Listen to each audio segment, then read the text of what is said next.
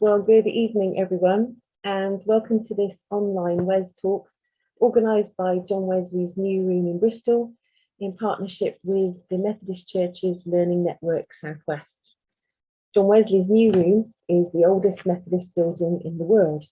Situated in Bristol city centre, John Wesley called the chapel a light in the city and used it as a base for his work. In 2017, a new visitor centre opened on the site, which features a new revamped museum, cafe, shop, library and meeting rooms. My name is Mandy Briggs and I'm the Education Officer at the New Room. Behind the scenes is my colleague Kate Rogers, who will be heading up the technical side of the talk this evening. Just to share a few notes with you as we start, please note that this talk is being recorded. During the talk, you'll be able to see and hear our speaker, Stefan, but your own video and audio will be turned off. If you have a particular question that you would like to ask Stefan, please save the question for the question time towards the end of the hour, when we will be asking you to write your questions into the Q&A facility, and you can access this by clicking Q&A at the bottom of your Zoom screen. So it's the first day of Fairtrade Fortnight 2022. And so this evening, our WES talk is looking at the future of Fairtrade. Fairtrade Fortnight is an annual 2-week campaign which aims to raise awareness about the positive impact of buying Fairtrade products.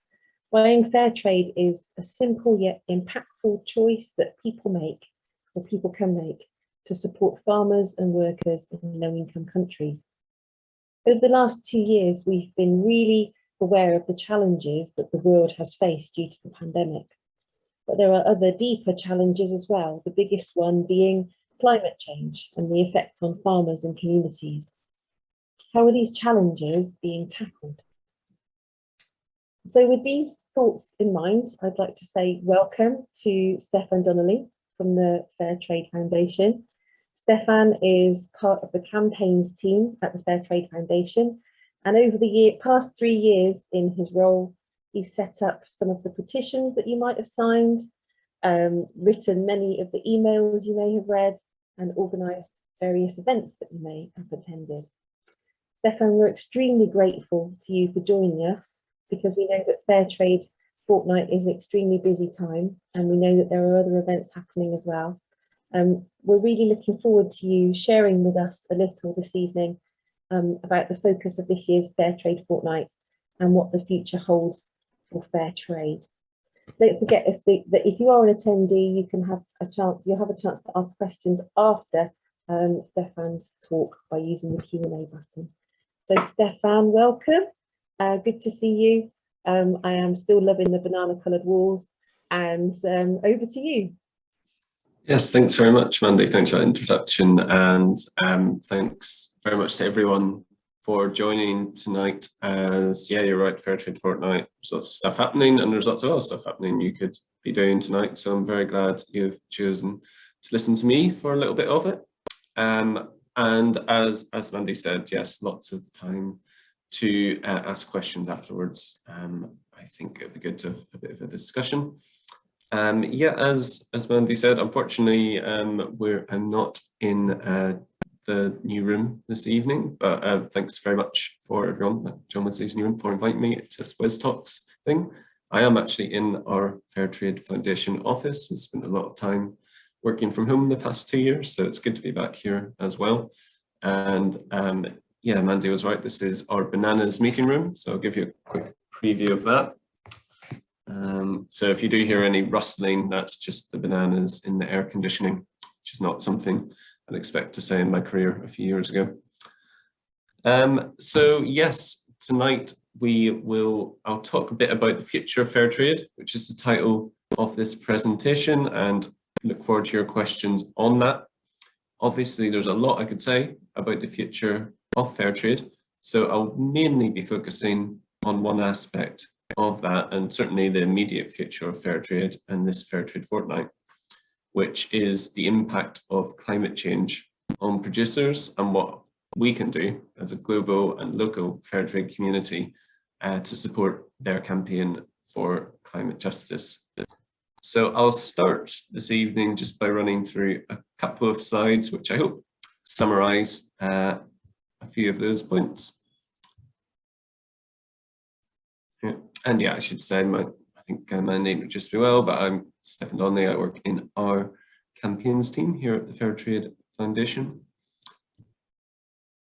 So yeah, what we'll be focusing on really is what's the reality of climate change. We hear a lot about it. We've talked about it a lot over the past couple of years, but what's it mean for those people behind our foods and goods in lower income countries, in the countries most vulnerable to climate change, those people that the Fairtrade movement exists to stand behind. Well, for almost 30 years since the Fairtrade mark has been on UK shop shelves and virtual shop shelves, yeah, these climate has been an issue, and it's increasingly become an issue that has driven the need for Fairtrade. So the climate crisis we hear from the farmers and workers we work with on a regular basis is now one of the biggest immediate threats to livelihoods of millions of small-scale farmers and workers in lower income countries. And that's particularly unfair. Come back to our reason for being. It's unfair for many reasons, but primarily because it's those communities earning the least due to unfair trade who have done the least to cause climate change. If you look at the carbon footprint of someone in Côte d'Ivoire, the Ivory Coast, it's on average about 17 times smaller than someone in the UK. And there's lots of stats for similar countries around the world. So not only is their livelihood at threat, if you're dependent on the land, on the earth, you're naturally impacted by climate change first. A lot of the future of the products we enjoy is also under threat. The future of coffee, cocoa, and our crops will come to. So let's have a look at that. Yeah, what is the reality of the climate crisis? And there's a quote here I'll just start by reading out. There's a chain on Earth that starts where the producers are. They're the ones who suffer the consequences of climate change. The ones who get the least help and carry all of the burden. It's not fair. And that's from Bayardo Nanco in Prodope Coffee Cooperative in Nicaragua. So yeah, for generations, it's the exploitation of people and planet that have caused the extreme global inequality that we see today and the climate emergency. It's very much two sides of the same coin. But smallholder farmers remain absolutely crucial to global food security. 80% of all food is produced by smallholder farmers, small-scale farmers that Fairtrade exists to represent. And as they face up to the impact of climate change, which we'll look at in a minute, yeah, it's important to remember that the generations of exploitation, of unfair trade that's come out of our history of colonialism and the development of the system we live with today, that has left them with less resources to adapt to the climate as it changes. They're coming at this where extreme inequality has meant the practical consequences of poverty, not having enough food, not being expected to live as long, not having access to formal education. In other words, these farmers earn low incomes and live in vulnerable locations that are prone to climate-related disasters and are so less resilient to the impacts of climate breakdown. So, for example, the average income of many cocoa farmers in Côte d'Ivoire, which is where most Fairtrade cocoa for Fairtrade chocolate comes from, that's less than 74 pence a day, which is less than half of what is required for a living income. And that just means enough for all of the essentials. So clean water, food, send your children to school, get medical care when you need it, that sort of thing. So effectively, that means farmers are not able to cover basic needs such as a nutritious diet, children's education, healthcare, all of that I've mentioned. And it becomes a vicious cycle, as poverty often means further environmental degradation, as farmers are forced to farm in unsustainable ways just to make ends meet. So being able to earn enough, essentially, is a huge part of being able to protect your local environment. So yeah, we've talked a bit about the impact of climate change, but practically what are they on a day-to-day basis for Fairtrade farmers and workers? And again, I should emphasize the way Fairtrade works. We're very much driven by what farmers tell us is a priority. Farmers and workers are the owners of the Fairtrade system. They have sort of 50% ownership of everything. So they very much drive what we do. And the photos you can see here are from some of those farming communities. This shows damage of flooding in a riverbank in Kenya, near, I believe, a coffee farm there. And this is, just a quick summary of some of the things that farmers are experiencing. More volatile, less predictable seasons, more floods and droughts, higher temperatures on average, particularly across Africa. Has been the temperature rises there are greater than all parts of the world. More plant diseases. Climate change has caused new and increased plant diseases across the world, affected a lot of South American coffee. Loss of fertile land, quite simply areas where you used to be able to grow crops, you can't anymore because the climate has changed or it has been destroyed by extreme weather events. Crop destruction, and a very basic one, lack of food. A lot of producer communities also depend on the land for their food as well as their income, and climate change and increasingly frequent natural disasters have a very negative impact on that, as you would expect. And yeah, it's an obvious point, but one that I think we sometimes forget, that if you are a farmer, climate change affects you very, very quickly because you work with the land every day. So yeah, to focus a little bit on the impact for some of the Fairtrade products that we have. There's a few stats here from sort of by 2050 estimates from experts.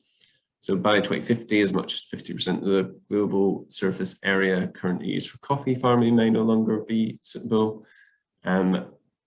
With bananas, there's expected to be a drastic decline in 10 countries, including those 3 which currently produce Fairtrade bananas.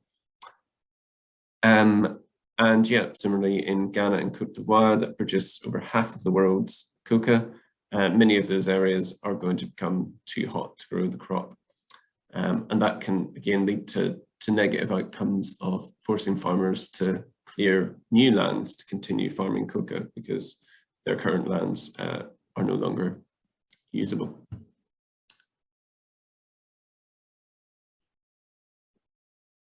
Yeah, so take a bit of a break from looking at that. I think it's also worth mentioning COVID-19. It's obviously been a big part of all of our lives in the past 2 years. I think first lockdown happened after Fairtrade Fortnight in 2020.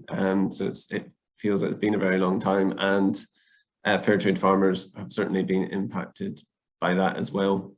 This particular photo shows workers in the Seapur tea estate in northeastern state of Assam in India. And with the continuing global pandemic, these communities have faced rising debts, falling prices for their crops, and widespread shocks to global supply chains. So yeah, as well as the obvious health impacts of communities which don't always have great access to healthcare.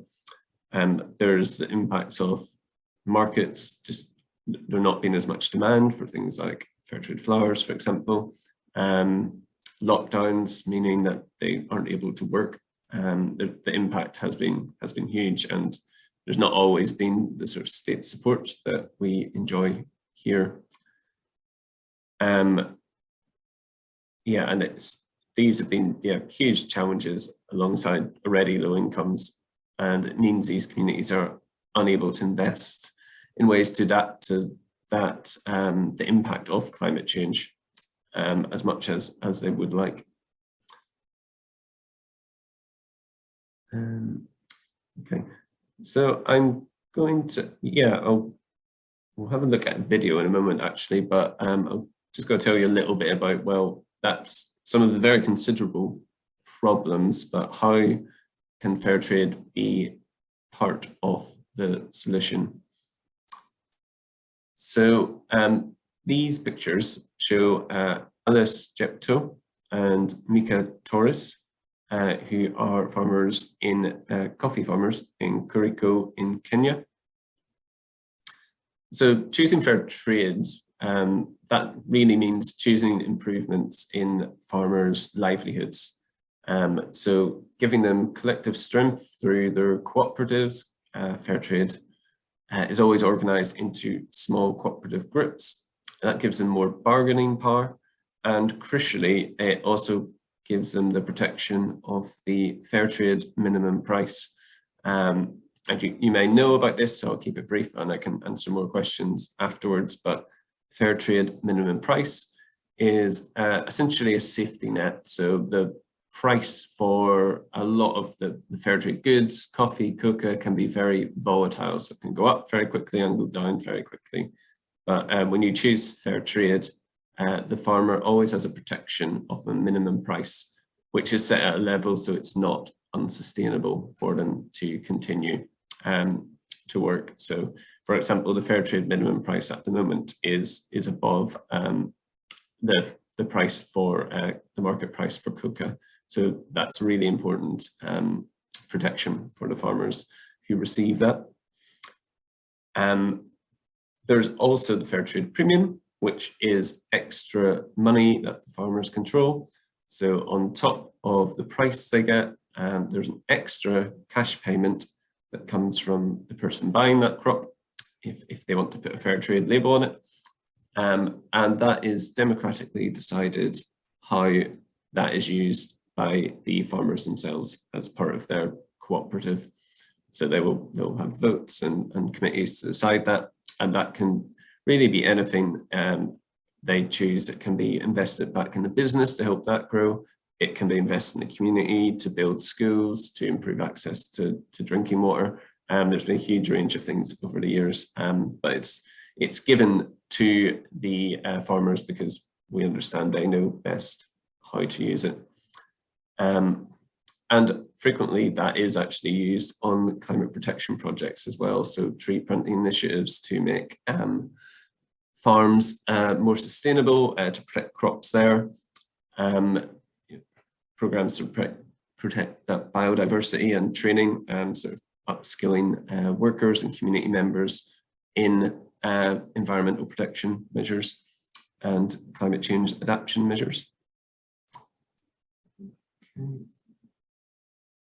So yeah, I'm just going to pause here. I will stop sharing my screen and I'm going to try and play a short video, which I think summarizes it a lot better than I will, and you can hear directly from some of the farmers involved in some of these initiatives I have been mentioning. Here we go. Okay, so I'll play this now, and do shout if it's not working, please, my fellow hosts.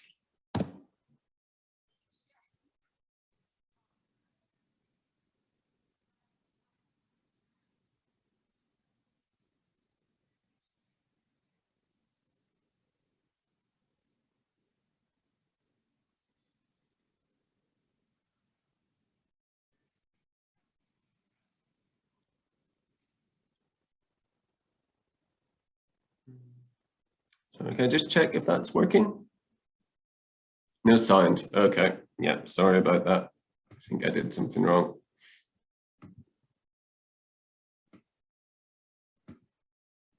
Okay, I think it should work this time. Too much rain has led to some effects. Today, millions of farming families and their communities stand on the front line of a climate crisis they have done the least to cause. As extreme weather events become more frequent, soil, crops, and livelihoods are lost or damaged. The prolonged drought that we've been facing has led to drying up of our crops, and too much rain has led to some effects to my crops, like my cabbages, to too much cold. There was something like blight. Those are some of the impacts that we're getting from this climate change. There are a lot of challenges due to the climate issue. The drought is so severe, there's no rain for the flower to sustain, so most of the flowers are aborted. And at the period where we need these flowers to produce pods, we lose them all. We also have disease, pests, which is also affecting most of our producing cocoa. These communities face rising costs from COVID-19 on top of the devastation from climate change. This leaves them unable to invest in ways to adapt to a changing climate and farming methods that protect their environment. We all rely on farmers to produce the food we need.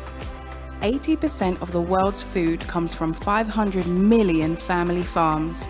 Farming communities are already taking action to protect ecosystems and developing climate-resilient farming methods. I've got many trees here. I'm trying to create some shade, and that's why you can see I have planted trees in my farm so that I can control the climate that I need. But they need financial support to make those changes happen. If we want to stop climate issues, then that is where we call on people to come and then support us financially. Urgent action on climate is a matter of justice. Climate finance must reach the communities most affected by climate change. These communities also hold solutions to farming in ways that will protect the fragile environments. Low prices for their products cause a vicious cycle of low productivity and declining incomes, and leaves farmers financially unable to face up to the challenge of climate change.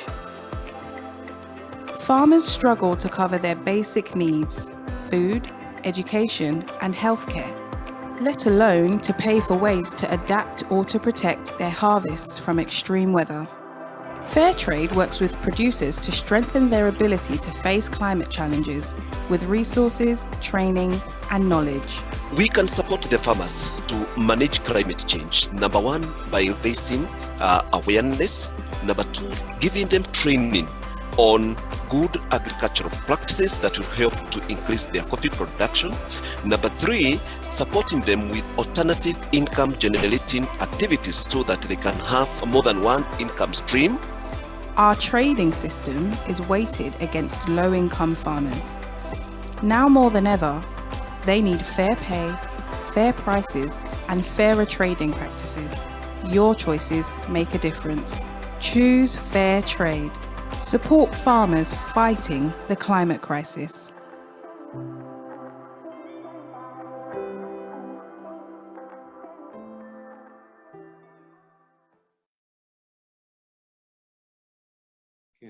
Good. Well, I hope that was useful. I think that summarizes it all very well.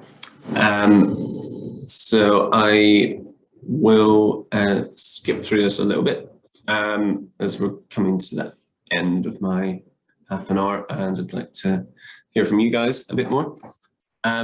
So there's a hint in that video, I guess, of what can we do next? What is the solution? And certainly getting more income to farmers is a big part of that, and choosing fair trade is a big part of that.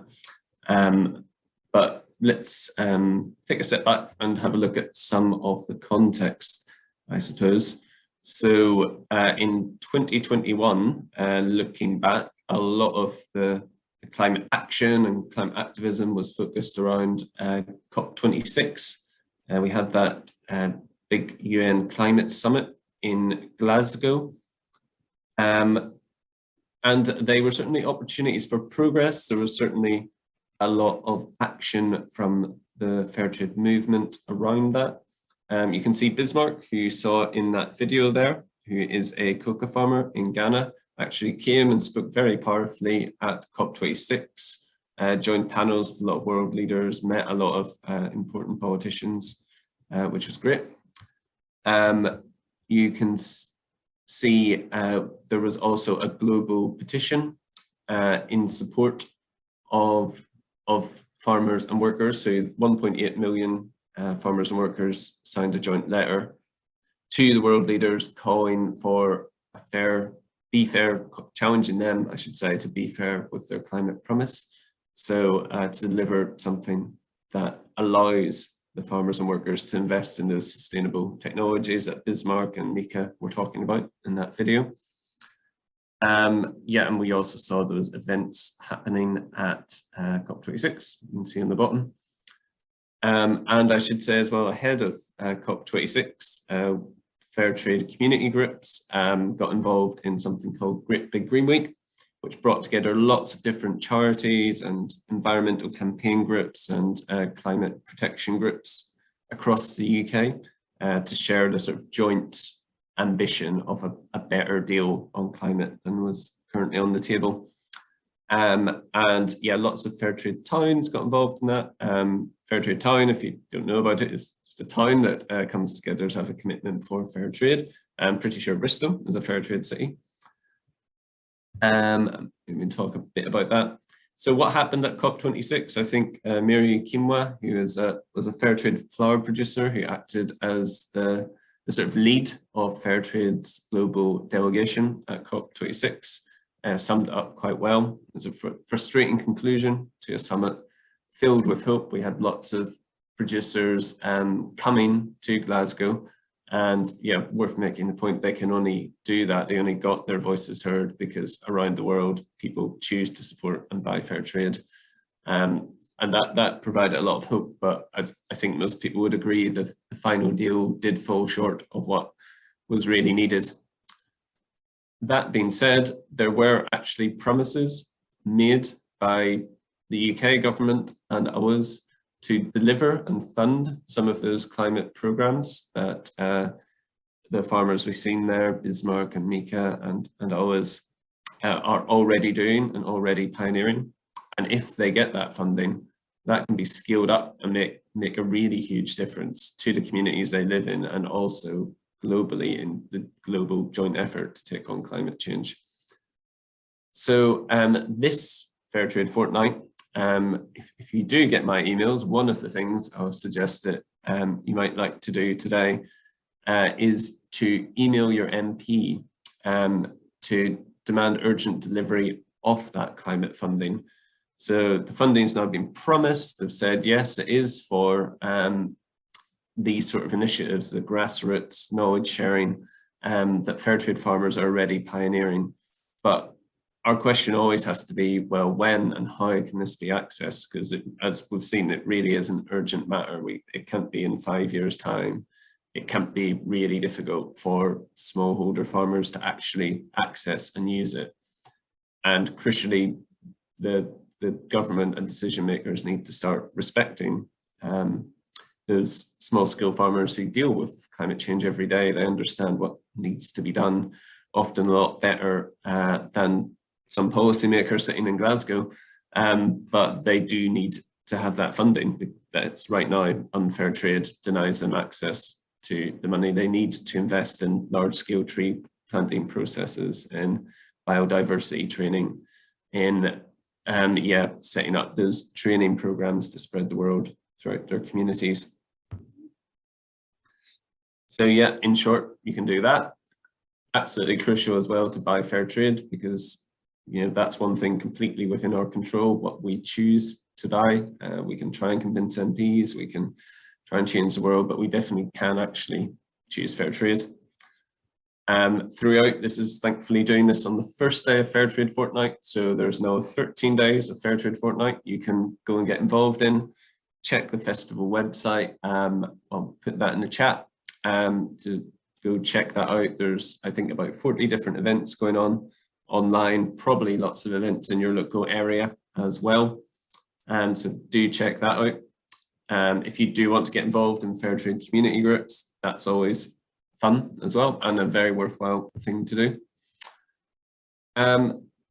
So yeah, and I suppose this was called the Future of Fairtrade, so I thought I should reflect a little bit on that as well, because this is very much the immediate future, the next 14 days. Longer term, in a way, I think the good thing is it's not up to me. It's not just my responsibility as someone who works for a fairly small charity, because Fairtrade exists because people around the world identified a way to tackle unacceptable global inequality and exploitation. So long term, we don't really want there to be a long term. We want that mission to be completed. But as long as that injustice exists and enough of us care about it, care enough to choose a different product when we see it on the shelves, care enough to take political action, to join a local Fairtrade group, convince our children or grandchildren's school to become a Fairtrade school, Fairtrade will continue. And in what it actually does will continue to be flexible. So the focus now, as I said, is on climate, because that's the immediate priority for farmers and workers. And as and when that changes, our focus will change as well. COVID has been a big priority, and supporting farmers and workers through that has been a big priority for the past year, for obvious reasons as well. So I think that's all I've got to say, really. So thank you very much for supporting Fairtrade, for taking the time and taking the interest to join this evening. I hope you enjoy the rest of Fairtrade Fortnight. And yeah, thanks very much for listening tonight. I look forward to any questions you might have now, and I will put a couple of those links I mentioned in the chat so you can find out more about Fairtrade Fortnight. Thanks very much. Stefan, thank you so much. That was really interesting, and thank you for sharing the video as well. I think that it's all of that together has given us a real insight into the ongoing work of Fairtrade and the Fairtrade Foundation, and how people around the world are facing some very real challenges. So thank you for sharing with us. As has been mentioned in the chat, if you're an attendee and you'd like to ask a question, if you've got a question for Stefan, then please do type it into the Q&A section at the bottom of the Zoom webinar box. A reminder to don't unmute yourself, because we can pick up the written questions. So if you've got anything that you want to ask Stefan, then now's the time to start typing it in to the question and answer box. I know that as you were speaking, Stefan, we had a question from Margaret, who was saying, is there a link available to the video that you showed? It would be useful to show in a service next Sunday. And I think Kate has put a link up, but have you got any links to that particular video that you can share? I'm not right to hand, but there definitely will be one, so I can find that for you, and if you can pass that on to the group afterwards. Yeah, that is definitely Sure, about yeah, it. That may even be a sneak preview. I'm not sure if that's on the website yet, but it will be soon if it's not. If you can send that to me, I can make sure that it's made available to people who want it. And yeah, absolutely. We do have a couple of questions coming in. David wants to know, typically, where are Fairtrade products processed and packaged? Yeah, it varies in short. So Fairtrade products generally are grown and developed in you might call the global south or lower income countries. Where they're actually packaged and processed depends. Some are processed in those countries, some the raw materials will be brought to Europe or the UK and processed and packaged there. So yeah, but it does vary on that. It's definitely like something we're always keen to do, to see more things processed and packaged in the origin country, so where it's actually grown, as that's one way that country can earn more of the value of the product. There's obviously lots of challenges to that in terms of infrastructure and access and trade agreements, and that's all quite complicated. But at the moment it does vary. Is there a lot of, are you trying to cut down on the amount of plastic that you're using in the process?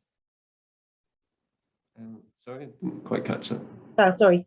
Are you trying to cut down on the amount of plastic that's used in the packaging process?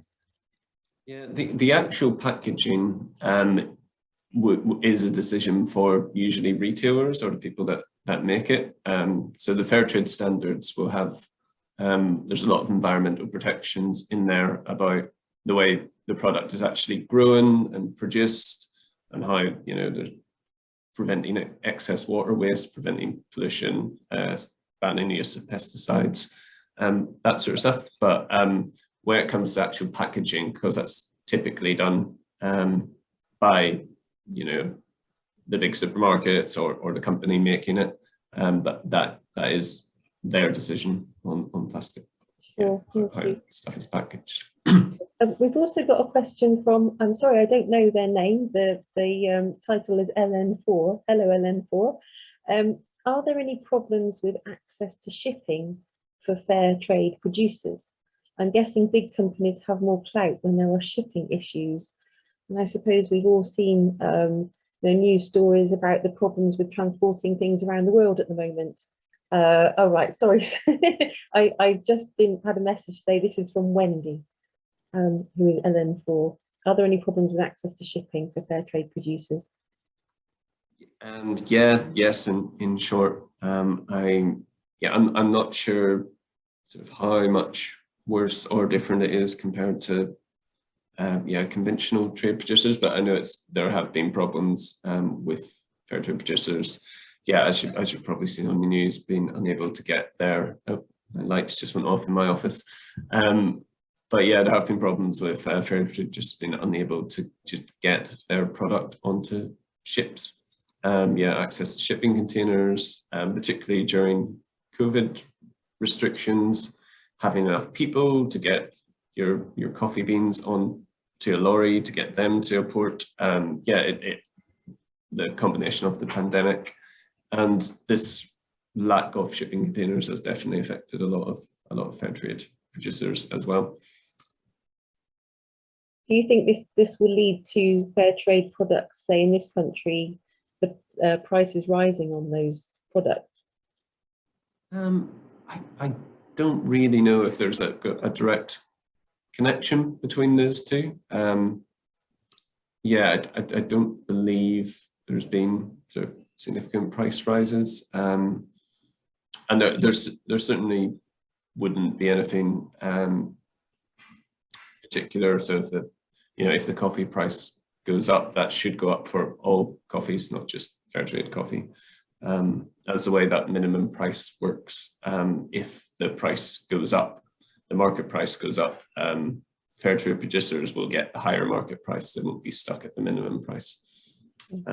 If prices rise, they should sort of rise across the board, is the theory. Of course, it's always very complicated. Thank you. We've got another question from David Wilson, and this is quite a long question. So I hope the lighting is working okay for you there. I'll just be waving my hands around for a little bit, but I am listening. Okay. So we've got a question from David, and actually there's a couple of questions now about supermarkets and fair trade. David says, I see supermarket own brand lines are sometimes fair trade. Is it better to buy the supermarket own brand lines to encourage more mainstream fair trade, or do specialist ranges such as Tradecraft and Cafe Direct do more for the farmers? I'm not sure. I trust Sainsbury's. I can't comment on not trusting Sainsbury's, but I think the question is, should you buy supermarket own brand fair trade or more specialist ranges, or doesn't it matter? I think it's a decision for any individual. It's great that supermarket own brand ranges are available because ultimately they are, like you say, they make a difference because of the sheer scale of them and the sheer number of farmers' lives that can change if Sainsbury's and Tesco and whoever are their own brands, products are delivering a minimum price and premium. That's makes a huge difference. So, some other brands will also do extra things on top of that, and it's always worth looking into if you can afford that, and if you've got the particular priorities of things you want to see. Like we're talking about plastics. I know Clipper Tea do plastic-free tea bags, which is quite a innovation in the past couple of years. So I think it really depends what your priorities are and your disposable income, of course. But in short, very good that there's lots of fair trade going around and more people can buy it. Carol is wondering what the best supermarket is for fair trade products. I don't know if there's a ratings system. I don't know. So I do work in our campaigns team, so I'm not so au fait with the commercial. There's a lot. Most supermarkets should be able to get something in. I think probably it's very visible in the co-op. If you go there, you'll find Fairtrade very easily, and they celebrate Fairtrade Fortnight a lot. So that might be one to check out in the next couple of weeks. Are you finding? I mean, you may not be able to answer this because you're part of the campaigns team, but are you finding that more and more high street chains are wanting to work with Fairtrade? I would say, as an example, over the road from where we work, there's a Briggs, and you wouldn't necessarily expect Briggs to be particularly switched on, but they have Fairtrade coffee and Fairtrade orange juice, and I didn't know whether there's a bigger commitment now from high street cafes and shops to get involved in Fairtrade. I think broadly yes is the answer to that. I think there's some research out today that backs that up, that there is increasing demand for fair trade from the UK public, and that's certainly driven a lot of businesses to engage and start fair trade products. Greggs is a great example of like you say, fair trade coffees and teas and chocolates and juices, and actually all at a very reasonable and affordable price, which shows you you can do fair trade for everyone really. So definitely a good one to check out. I'd add that we've got a cafe here and we do use some fair trade products in the cafe as well, so hopefully we'll get a little gold star. And Wendy is also saying on the questions, I've noticed I can't always get fair trade on internet shopping. It's often substituted. I guess I need to protest to them. In terms of campaigns, what would you say about the impact of people power? What can one individual do in terms of, for example, getting something on internet shopping? You're talking about making sure you buy the products. If the products aren't available, would you encourage people to ask for people to stock them? Yeah, definitely. I wouldn't be here and we wouldn't have this office if people hadn't done that. Like Fairtrade wouldn't exist if people hadn't went to supermarkets and said, we want these products, we're not happy with unfairly traded products. So definitely, and speak to tweet them on Twitter or write to them, or if you are in store, just often speaking to a store manager will have a lot of say over what is actually stocked, and say, make sure you get those Fairtrade tea bags in. It does work, and that's Fairtrade's kind of the proof of that, which is a positive. In a moment, I'd really like to move on to asking you about Fairtrade Fortnight and the festival that you're doing. There's just one more question from Caroline, and this might be the last one we do about products as such. Some products are described as fairly traded. How do the benefits compare with fair trade? So is there a difference between products that are described as fairly traded and fair trade products? In short, so fair trade, one word with the fair trade mark, I must have on here, there we go. That is sort of one specific set of standards, one specific level of payment that producers are guaranteed with that, and you can go read those standards, you can check all the payment. It's all very regulated. Fairly traded is, kind of just two words. Anyone can say that. And it may be that there's really good ethical practices behind that. But there's no sort of fairly traded system. You can't go and look up, oh, fairly traded means their farmers are paid X amount. Fairly traded means the crop was grown in this way. And that doesn't exist. So yeah, Fairtrade basically has that sort of detail behind it. If something is described as fairly traded, it's worth just checking kind of what they mean by that, because it could be anything. Thank you. And thank you for everyone who's asked questions. There's been a good lot of questions this evening. I was wondering if you could tell us a bit, Stefan, about what's happening over the next fortnight. I know that there's a festival, a Fairtrade festival that's happening, and I know that there's a lot of things included in that. And I was just wondering if you could tell us a bit about what's coming up over the fortnight. Yeah, definitely. So yeah, as you say, we're doing an online festival, partly as we planned this a few months ago, and we didn't really know if we were able to do very much offline. But I know, thankfully, a lot of campaigners are doing offline stuff as well. So look out for that around Bristol or wherever you are. But yeah, the festival we're running is called the Choose the World You Want Festival. It's quite similar to something we ran last year, if anyone was involved in that. So there's going to be a series of online events. So we're two today actually, around, and a lot of them, which is kind of what Fairtrade is all about, a lot of them bringing those people behind the various Fairtrade products we've been talking about and giving them an opportunity to talk with people that consume them here and the people who care about Fairtrade.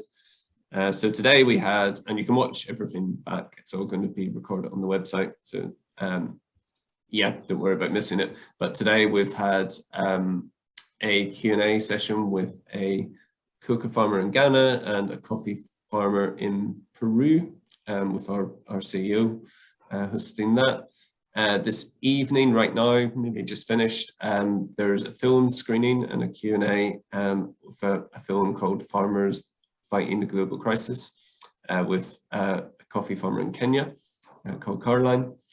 And there's another series of events. There's one coming up in a couple of weeks looking at the, not a couple of weeks, next week, looking at the unfairness of the climate crisis. Why is it those communities who contribute the least who get hit the most, and looking at the historical reasons for that, the current reasons for that, exploring those sort of things. And yeah, I could go on. There's lots and lots of different events going on. A lot of them, yeah, giving producers a chance to basically share their story on the impact of climate change, what they want to see happen. So definitely recommend checking out the website link I put in the chat there. There's also lots of just interesting stories that you can read, short films, some fun stuff like recipes, Fairtrade recipes you can cook, challenges there, and actually lots of discounts, so offers and prizes and things like that you can get from some great Fairtrade brands like Cafe Direct, Lemonade, Co-op, Crew Cafe, coffee company, Briggs are in there actually as well. So yeah, that's all of it. And as I say, lots of campaigners and Fairtrade schools doing lots of things in their community as well. So definitely have a look out for those. There's actually an interesting competition, a youth exhibition, for any young people on the line or anyone who knows any young people. We're asking people to send in different bits of art, just inspired by that idea of choose the world we want to see. What sort of world would you like to choose? So yeah, that's going to be a big focus. And yeah, as I mentioned, we'll continue to encourage people to get in touch with their MP to keep this on the political agenda over the next 2 weeks. So that's a bit of a whistle-stop tour, but yeah, do check out the website and flick through it at your leisure as well. It sounds like you're going to have a very busy fortnight, Stefan. I think I will, but that's what I'm here for. Yeah, absolutely. We don't appear to have any more questions in the Q&A, so I think we'll probably draw our discussion and our talk to a close now. On behalf of John Wesley's New Room and the Learning Network, I just want to say a big thank you, Stefan, for joining us this evening. Thank you for all the insights and the challenges and the opportunities that you've spoken about. And I hope that as a place, as a physical cafe that supports Fairtrade in our site, that we can continue to support Fairtrade, and that everyone who's attended the talk can engage with some other issues and other resources as well during the fortnight. Just a couple of things to round off the evening. Now that it's been recorded, this talk is going to be prepared and placed as a digital download in the New Room's online shop. So if you know anybody who hasn't been able to join us this evening, this talk will be available to buy and download from our shop, and it'll be available online. Our next online WES talk is going to be on Monday, March the 21st at 7:30 p.m. And this one is focusing on John Wesley, the founder of John Wesley's New Room in Bristol. And the title is Earn, Save, Give, John Wesley's Thoughts on Money. And so this is going to feature the New Room's historian, Gary Best, and Karen Davis from an organisation called Purple Bricks, talking about John Wesley's attitude to money and how this has influenced the Methodist Church, and how it might influence and help us today. So tickets are available on the New Room's website on the events page.